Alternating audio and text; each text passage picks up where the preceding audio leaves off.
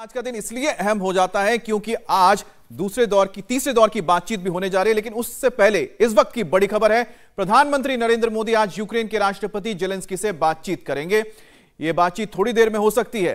रूस यूक्रेन जंग के दौरान पीएम मोदी लगातार दोनों देशों के संपर्क में हैं। पीएम मोदी भारतीय छात्रों की सुरक्षित वापसी को लेकर रूस के राष्ट्रपति पुतिन से बात कर चुके हैं। इस वक्त यूक्रेन के सुमी में 700 भारतीय छात्र फंसे हुए हैं और भारत सरकार उनकी वापसी के लिए जुटी हुई है। इसके साथ ही भारत यूक्रेन को मानवीय सहायता की कई खेप पहुंचा चुका है।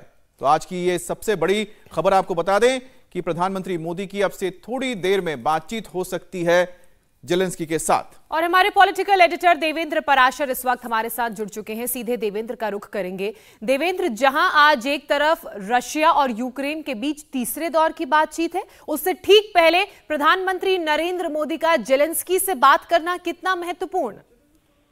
निश्चित तौर पर बहुत महत्वपूर्ण है। और इसमें जो हमारे सोर्सेज हैं वो ये बता रहे हैं कि इसमें सभी प्रमुख मसलों पर बातचीत होगी। जैसे पहली चीज तो ये है ही कि जो भारतीय छात्र अभी भी वहां पे फंसे हुए हैं, उनको निकालने के लिए किस प्रकार की मदद की जरूरत है और यूक्रेन क्या कुछ कर सकता है। दूसरी चीज की जो मानवीय मदद लगातार की जा रही है, कल भी एक बड़ी खेप भेजी गई थी यहाँ से यूक्रेन, तो उस संबंध में भी बातचीत होगी कि और क्या कुछ मदद की दरकार है। और तीसरी जो प्रमुख चीज है तो प्रधानमंत्री नरेंद्र मोदी एक बार फिर से जोर देंगे जेलेंस्की पे कि बातचीत ही समस्या का समाधान है और दोनों ही पक्षों को बातचीत के टेबल पर लौटना चाहिए। युद्ध किसी भी समस्या का समाधान नहीं हो सकता। प्रधानमंत्री नरेंद्र मोदी पहले दिन से दोनों नेताओं से इस बात को लगातार कह रहे हैं। एक बार फिर से निश्चित तौर पर दोहराई जाएगी वो बात।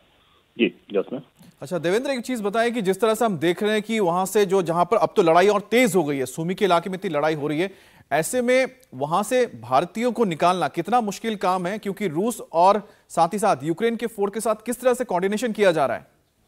निश्चित तौर पर बहुत ज्यादा मुश्किल हालात हैं, क्योंकि जिस तरह की लड़ाई हो रही है और 40 से 50 किलोमीटर का जो कॉरिडोर है वो पार करना इतना आसान नहीं, क्योंकि सेलिंग लगातार हो रही है। तमाम ऐसे विजुअल और पिक्चर्स आ रहे हैं जिसमें आप देख रहे हैं कि इसमें सिविलियन भी हर्ट हो रहे हैं, वहाँ के जो यूक्रेन के लोग हैं। ऐसी स्थिति में कैसे उनको वहां से बाहर निकाल कर लेकर आया जाए? जाहिर तौर पे ये सिर्फ डिप्लोमेसी के मार्फत ये ऐसी चीजें नहीं हो सकती। उसके लिए जो आर्मी को, दोनों ही पक्षों के आर्मी को ऑन बोर्ड लाना होगा और वहां पर निश्चित तौर पे एक बड़ा चैलेंज है।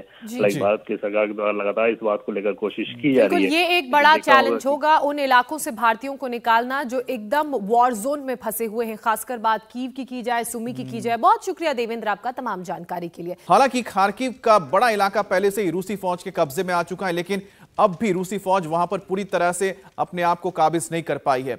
इसलिए अब फौज बड़ा ऑपरेशन कर सकती है। रूसी फौज ने खार्किव के न्यूक्लियर रिसर्च फैसिलिटी पर भी हमला किया है। वहीं यूक्रेन की राजधानी कीव में भी अब तबाही के निशान नजर आ रहे हैं। कीव से महज 1 किलोमीटर की दूरी पर एक टाउन में रूसी जेट्स ने गोले बरसाए हैं। इस हवाई हमले में एक बड़ा डिपो तबाह हो गया है। डिपो के अंदर रोजमर्रा की जरूरत का सामान रखा हुआ था। उसमें आग लगने की वजह से धुआं कई मीटर ऊंचाई तक नजर आया और दूर से ही देखा जा सकता है। इंडिया टीवी हर वक्त हर जगह डाउनलोड करने के लिए सर्च करें India TV news Google play store या ऐप स्टोर पर।